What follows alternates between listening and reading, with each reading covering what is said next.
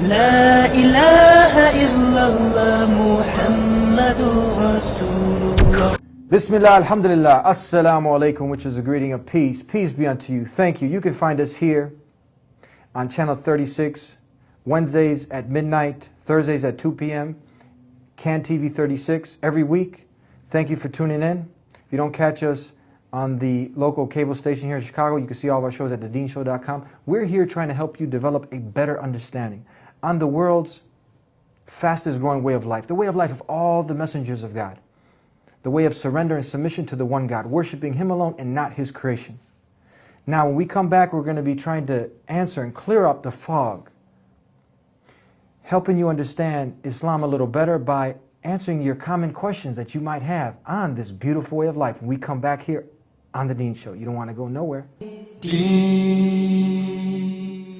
Allah, there's only one God and Muhammad is His messenger. Allah, La ilaha illallah. Allah, there's only one God and Jesus was His messenger. Allah, La ilaha illallah. I don't know why I did that. Maybe it's just to break the ice. Assalamu alaikum. Wa alaikum assalam wa rahmatullahi wa barakatuh. Peace be unto you. Peace be unto you as well. How are you? I'm doing fine, alhamdulillah. This greeting that we just said to each other, was this a greeting of all the messengers of God? It was indeed. It was indeed, and in fact this is something that cannot be denied historically as well. It's well documented that even priests and rabbis would greet one another with the greetings of peace. In fact, to this day I believe priests greet each other with Pax Vobiscum in Latin, which basically means peace be unto you. So it's well known, it's something that all the prophets of God used to greet one another. In fact, beautiful story we have in our tradition, that when God created Adam, and He told Adam to go to the angels, He told Adam, when you come to them, then say Assalamu alaikum to them. Say peace be unto you. And hear what they say back. And so when He said that to them, the angel said, Wa alaikum assalam. So in fact, the very first conversation that took place embodied, may peace be unto you. That's a beautiful greeting. It is indeed. I think it's better than, hey, what's up, and how you doing? How you doing? It breaks the ice, doesn't it? It does. Yeah. It shows you that you care about the person, that you're genuinely concerned about him. It shows you you're not going to harm him. You want good from him for yourself, and you're praying to God to bless him as well. Yeah, and this is one of the common questions that we're going to be answering today. Why do you guys say Assalamu alaikum? And we just answered that. So moving on to the next, because there's a lot of common questions that people are interested, and this is the fastest growing way of life, and people understand that we don't worship a black box in the desert. We don't pray to Muhammad. Muhammad is the last and final messenger, peace be upon him, and all the messengers of God, including Jesus Christ, who is one of the mightiest messengers of God. But besides that, there's some other questions. We're going to try to go through these. That's what I'm here for. They ask us, why don't we drink alcohol? Why don't we drink alcohol? Well, the simple answer is because God told us to. That's the simplest answer, which is a foolproof answer. We believe that God knows best. And whatever He tells us, we do it. Now, does that mean we have blind faith? Yes and no. Yes, because we believe that whatever God says, we need to do it. But no, in that we first rationally come to the conclusion that this is a true God who has sent us this book. That is something we need to think about. So we don't expect people to just accept Islam because we tell them to. We want people to critically think and challenge themselves and think about the fact, is this a true religion or not? Is this a true prophet or not? Is this a true book of God or not? Once they answer yes to all of these questions, that's rational. They look at the life of the Prophet Muhammad, peace be upon him, they look at the teachings of the Quran, they look at overall what this religion says, and then they rationally, intellectually understand this to be the truth. They say, yes, this is the religion. Once they accept, now you can't really question each and everything. Why do you pray 5 times instead of 6? Why is this allowed and that not? Well, I mean, there are always answers, but the simplest answer, like I said, foolproof, God knows best. We said so. Now, that's the first answer, and that's the best answer. There are also, of course, other answers as well, and the Quran tells us that.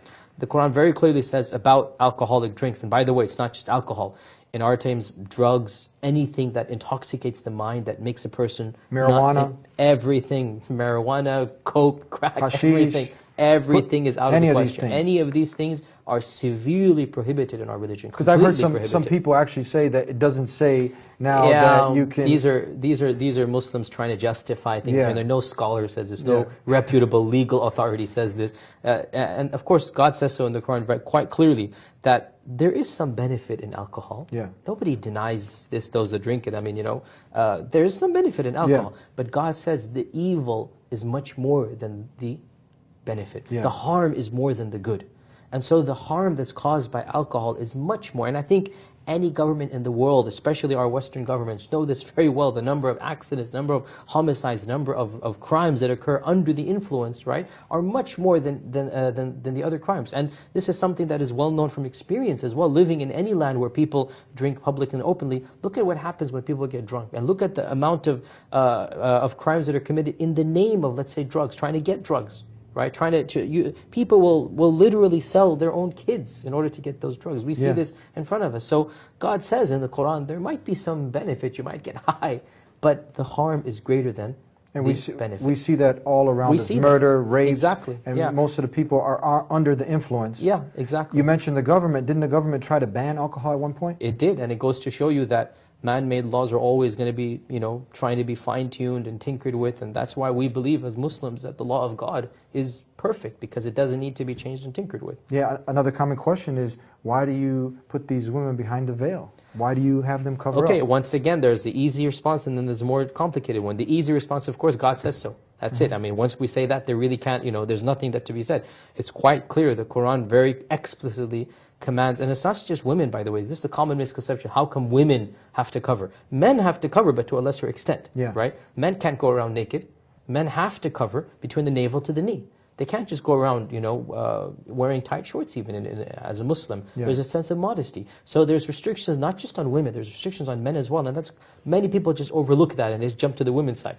Now there's no doubt that women have more coverings on them. And I think that even in Western society, you go to the beach, women are wearing two-piece and men are wearing one-piece, right? Even where there's not that much modesty, but still more is covered for the woman than for the man. And that's the way God created man and women, that the body of the woman is far more attractive to the man than vice versa. Therefore, God in His wisdom, and this is the second point, the first point is God says so, that's why the second point, it's obvious that the body of a woman is far more abused and misused. If you look at modern media, if you look at advertising, if you look at the porn industry, right? What is it? It's only, it's filth. It's taking advantage of men's animal instincts and desires at the expense of women's chastity and honor. And so our religion has come and said, no, you can't do that. You can't do that at all. You can't take advantage of a woman and expose her like that, denigrate her to this level. We believe that these types of things are far more, this is denigrating women. This is taking advantage of women. And so our religion has come and said, no, women have to have modesty, and so do men. Now, of course, in the privacy of their houses, couples can do as they please. That's the only time it's allowed. You're allowed to see your spouse and to enjoy your spouse. That's what marriage is for, within the confines of marriage. Outside of marriage, all of this needs to be minimized and avoided. And of the ways we minimize it is that we ask men and women to dress modestly. And modesty is different between the genders, but for the women, modesty is defined as covering of the hair at least, and wearing loose clothing. And of course, the finer details vary from culture to time and place, but overall, the primary condition is loose clothing and the body covered, including the hair, and that's why they wear a headscarf over their heads. Now, this is interesting because if you come at it from just, as you said, the Creator said so, we're not making her, the man's not making her, but the Creator told her to do it, and she is submitting to the injunctions of the Creator. As the man is as well. Yeah, exactly.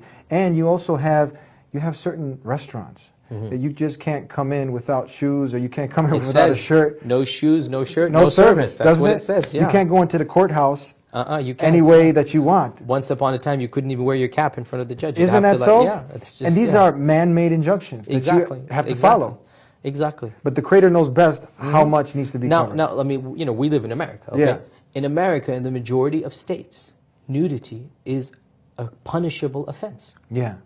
The state imposes a restriction on clothing, right?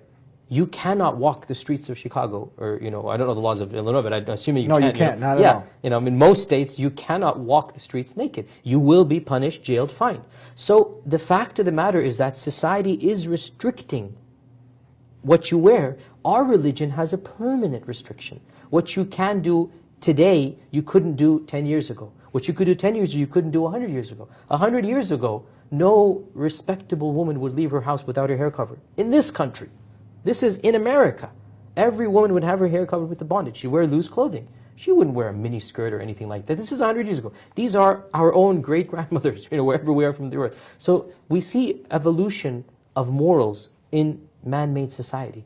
We believe that our great-grandmothers and us, and our generation, we're the same human beings. We believe what was good for them should be good for us. We eat the same food, we drink the same water, we breathe the same air. We're still the same human beings. Even if we've gone to the moon and back, our morality should remain the same. Yeah. And so I think it makes a lot of sense when our religion tells us these are restrictions that are eternal. They don't change from time to place. It's not an amendment that is cancelled because it's not enforceable, and it doesn't work that way. I think it makes a lot of logical sense. And they should talk to these women, the women who have submitted to the Creator, and they have chosen to not be slaves to the fashion, to society, to a man, but to the Creator, that they're truly free, isn't it? Exactly. I mean, I encourage you, if you see a lady wearing a scarf, a Muslim lady, with all respect, obviously, not intimidation, just ask her politely, is anybody forcing you to do this, or do you want to do this on your own? In fact, I mean, I'm a bit of a cleric, as you know. I'm involved with giving lectures and speeches and seminars. I'll tell you, the main problem that I hear is that these women, their parents are trying to force them not to wear the scarf. That's the problem. That's the problem, that the parents are so scared. It's not that they hate the religion, it's just they're scared that Americans, the broad society, is going to harm them. They're scared that somebody's going to go and push her or shove her or worse than this. So they don't want their daughters to wear the scarf. Is this a legitimate excuse now not to wear the head cover? If there's a genuine fear, then yes. But I would say by and large, I mean, we are all Americans here. I'd say by and large, we are a tolerant society. And maybe there might be a few comments here and there, but by and large, I mean, there's not a threat to life and limb. Now, that's the case right now, but there are places in the world where sometimes, being identified as whatever, I mean, it's always, sometimes the Jews were harassed, sometimes, the African Americans were harassed, sometimes the Mexicans. There are places where if you're a Muslim, it might be dangerous to show that. And so obviously, in such a circumstance, there's laxity. But I would say by and large in North America, we are enjoying great amounts of freedom, and we need to make sure that people know our faith, and we're proud to be who we are, and also be proud to be ethnically and culturally and nationally who we are as well. There's no contradiction being an American, a white person, or a black person, or a Muslim. They're all compatible together. Now, these are some of the common questions which we can encourage you to go to thedeenshow.com, where we actually have a site on the site for new Muslims, and we address these questions even more extensively. We are moving along to the next common question. With my good friend Shaykh Yasir Qahdi, people ask, they say, well, how is it that the Creator allows a man in Islam to have more than one wife? How is this? How can this be something? They envision now the man with a harem of women. We'll be right back. No speech is better than to do da'wah, to call people to Allah and to do the work. No speech is better. No, nothing is better than that. Is it true that if one person, Allah giving you the ability to guide someone with Allah's permission, the Creator's permission, that is better than everything in this world? Better than the whole world and everything that's in it. In another narration, it's better than the best of wealth. But if we really felt that, Eddie, would we not be out giving da'wah? And this is something that we encourage all the MSAs, all the dawah organizations, the masjids to get this. We want to print more. We give these to the non-Muslims for free. We want our brothers in humanity to become our brothers in faith. And how do we explain? How do you go into this? Well, Eddie, this is definitely a question that a lot of Muslims get asked, and it raises a lot of eyebrows, and there's a lot of stereotypes attached to it. And there's no doubt that culturally speaking, it is problematic for many people to understand and envision. But it's true that our religion has allowed a man to marry more than one woman. But it's not just our religion. I mean, this is a well-known fact that many cultures and many societies, and in fact to this day, there are many countries where this is legal, not necessarily Muslim countries. I was in South Africa last week, and their president has, I think, 3 wives. Yeah. And this is the president of South Africa, which is a very modern Western country. You said wives, not girlfriends. Oh no, yeah, that's the whole point. That's because the whole some presidents we know have had girlfriends. I think most presidents of the world. Most presidents. Yeah. So what our religion does, and it's really logical, is that if it's possible and capable and everybody is fine with it, then it is permissible for a man to take on more than one woman with certain conditions. This is what our religion has said. And once again, it's not a necessary requirement, it's just an option. And contrary to popular opinion, the vast majority of Muslims have one wife, and that's the way things are, and they're all over the Muslim world. I would say off the top of my head, maybe 90-95%. All over the Muslim world, the vast majority, basically one wife, one husband, everything's fine. Now, our religion does allow for a husband to take on more than one wife, but we're the only religion that has so many conditions attached to it. Now, in other societies and cultures, there are no conditions. Take as many as you want and treat them as you will. In our religion, if any man, if it's legal for him to do so, if he chooses to take on another wife, there are many stringent conditions attached. Of them is equality. Of them is the fact that he must give them similar amounts of time. Of them is that he must be capable of taking care of them. He can't just take on a mistress or girlfriend and then just say, you're my wife. Is that he's got to take care of them. Yeah. All of these are understood, that the husband is going to take care of all of his wives and all of his children equally. And that's a condition that I think is, once again, a very logical condition. This is something that today, in today's society, what is normal today wasn't normal yesterday. Yeah. Things that are constantly changing according to maybe the people's desires. But if we look back a little bit, this was something that was normal, wasn't it? Yes, for most societies and cultures around the world, it was indeed normal. Even as every Christian and Jew knows, even in biblical times, the average person had more than one wife, and that's because of the circumstances and situations that they went through. I mean, most of the prophets of God in the Bible had more than one wife, and so, I mean, again, like I said, if a person finds this, culturally he doesn't want to do it, sure, go ahead. It's not necessary to. Not at all. You're not any better Muslim if you have two wives or not. Your Islam is not affected. You don't have to. It's not even necessarily encouraged or discouraged. It's a neutral thing. If you want to, and there's a legitimate, reason and cause, and you are justified in making sure you're going to take care of them all equally, it's an option that is available if circumstances are appropriate. If a person doesn't want to, then that's completely permissible as well. Now, if we even go rationally, because we're trying to solve problems of the world, who would know best how to solve these problems? The creator of the heavens and earth, wouldn't he? Exactly. Yeah. Now, if you just think about it, there's an excess of women. There are. Some say, the Census Bureau, that you have 10 million single mothers out there. You have nearly 700,000 women who lose their husbands each year. Men in jail. Some are leaning towards other men, what's called homosexuality. Yeah. And now, how do you solve this? You have orphans, 12 million orphans, women out there without husbands. So what's the solution to this? How is it that we solve this problem? Yeah, exactly. This is the whole point, is that if you want to talk about justifications, we can go on and on and on and show that this is something that biologically, psychologically, there are a lot of positives. Now, of course, there are some negatives as well. Nobody's denying that. Nothing is 100% perfect in any situation and scenario. There's no doubt that there's some issues involved as well, about taking another wife. But what we would argue is that, theoretically speaking, this would provide far more solutions and be better for society. This is what our religion would say, is that this is something that would bring about far greater good than any negatives that might possibly come about because of that. And as you said, the statistics are quite clear. I think every country really is facing this problem. And men, by nature, they abuse women much more sexually. They just go and have a relationship, then move on to another one. Our religion prohibits that and says, if you want to have a relationship, you better take care of the consequences. You better take care of her as a human being, love her, treat her with respect and dignity, publicly announce she's your wife and the kids are your kids. So there's a lot of psychological factors that, it does make a lot of sense. And in fact, I mean, I'm just saying this not related to the religion. Politically speaking, now with the legality of homosexuality, pretty much, legality meaning in terms of modern American laws, is becoming more and more common and legal in many states. I'm from Connecticut, and in Connecticut they've already passed the bill. The next wave is quite clearly going to be polygamy. It is? Yes, I have read a number of articles that are out. There's an article out in the Law and Society Journal of last month or something, where a non-Muslim, nothing to do with Islam, is basically saying, look, if you're going to remove restrictions, you need to remove all restrictions. And therefore, if a person wants to marry more than one person, and they're all agreeing and happy with it, if the government's allowing two men to get married, right, why shouldn't it allow a man to get married to two women? That doesn't make any sense. Doesn't make any sense. mean, sense at all. for the truth seeker, the one who's humble and he wants to do what the Creator told, even if he's not now at that stage, but you know, he's just using a good old common sense. He's not being someone who's just looking for trouble.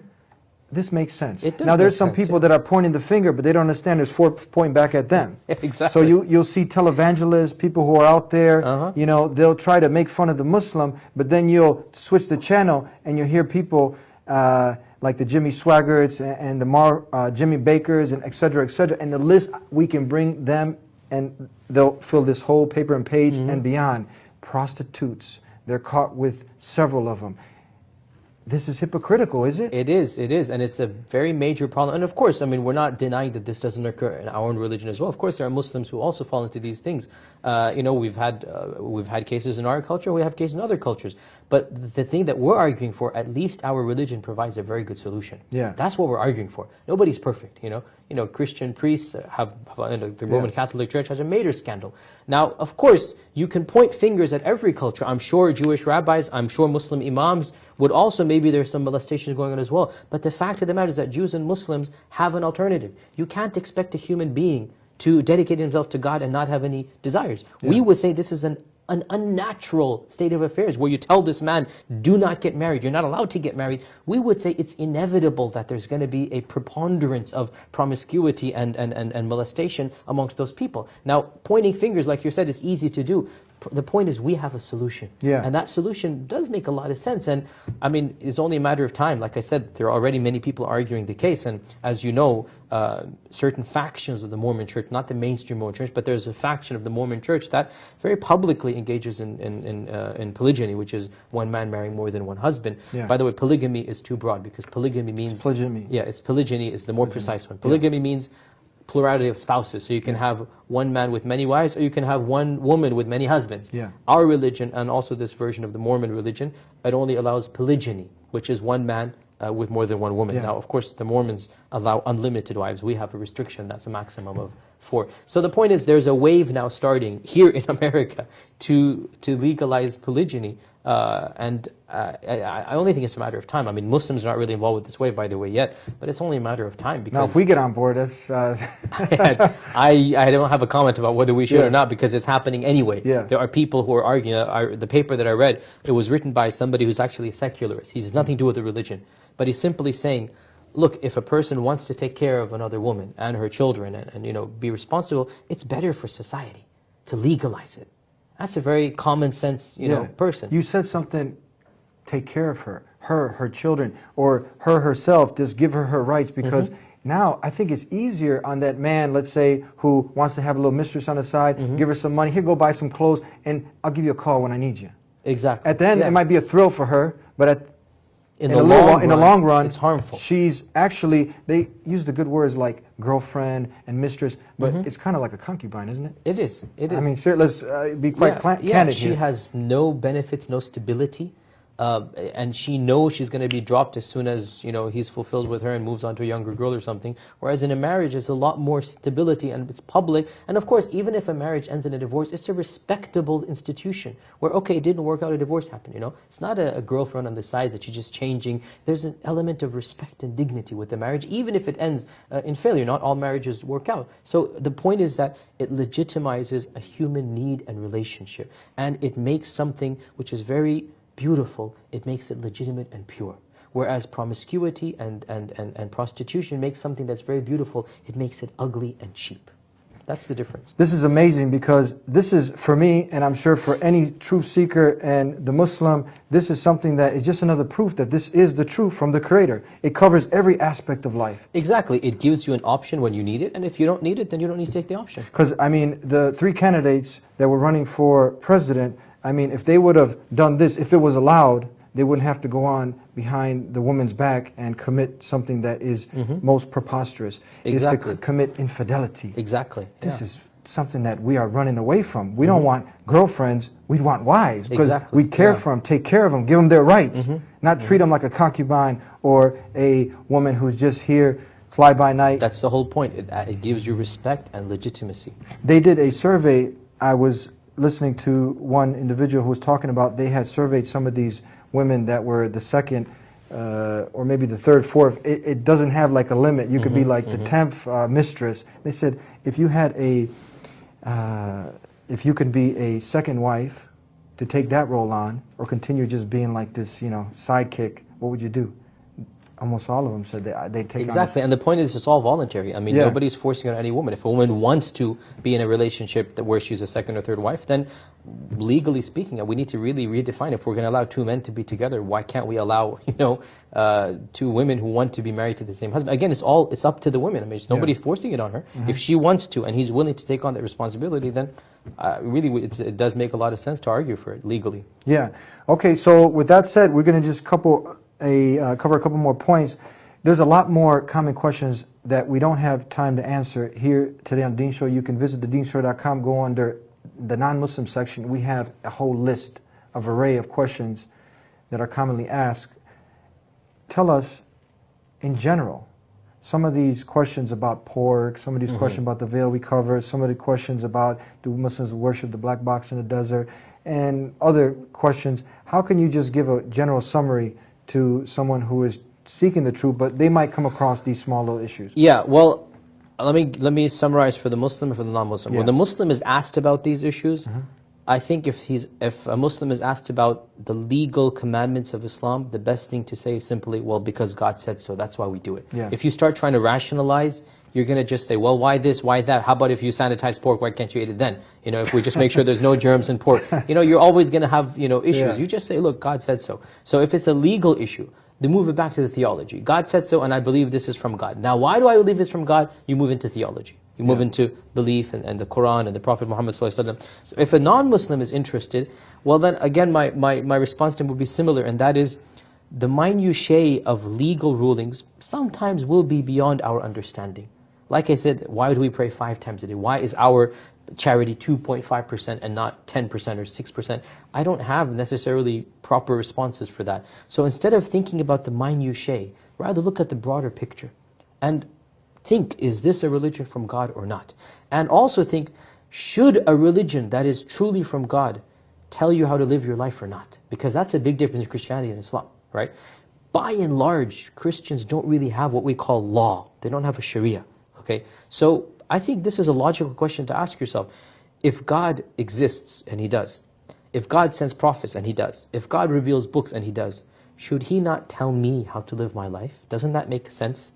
And therefore God should have a divine code, which can be fine-tuned for each society, but there's got to be a general code. That's exactly what our Sharia is. It's a general code, and we can fine-tune it to each and every society. That's exactly what our Sharia is. Sharia means? Sharia means the legal system. It's the way. Legal system. It actually means the way to God, which and its technical meaning is the legal system that we believe in. Thank you very much for being with us again My here on the Deen pleasure. Show. May God Almighty, the Creator Allah, reward you. Ameen, and you as well. Thank you. And thank you for coming back here every week, Wednesdays, midnight, Thursdays, 2 p.m., channel 36, CAN TV. And if you'd like to get more information on these common questions, and even for the Muslims, you should know how to answer these basic questions. Go to thedeenshow.com, look under New Muslims, and look under Common Questions Asked.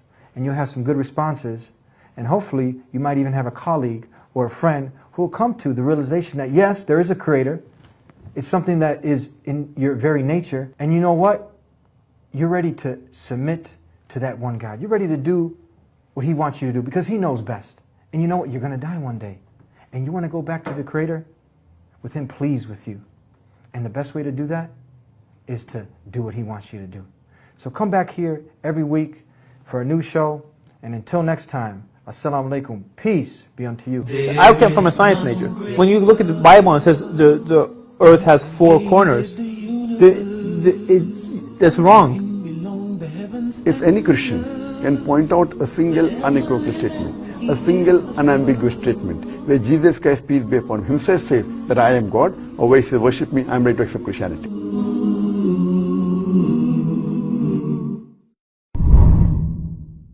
It's cold, it's late, everybody's sleeping. I arise and ask Allah to forgive me. Oh Allah, you see, oh Allah, you know. Oh the sins I do. I turn to you to forgive my sins of my heart. I'm your sinful slave, you're my loving Lord. I'm the one who runs away, oh Allah guide me. بسم الله الرحمن الرحيم. الله لا إله إلا هو الحي القيوم لا تأخذه سنة ولا نوم له ما في السماوات وما في الأرض من ذا الذي يشفع عنده إلا بإذنه يعلم ما بين أيديهم وما خلفهم ولا يحيطون بشيء من علمه إلا بما شاء وسع كرسيه السماوات والأرض ولا يؤوده حفظهما وهو العلي العظيم.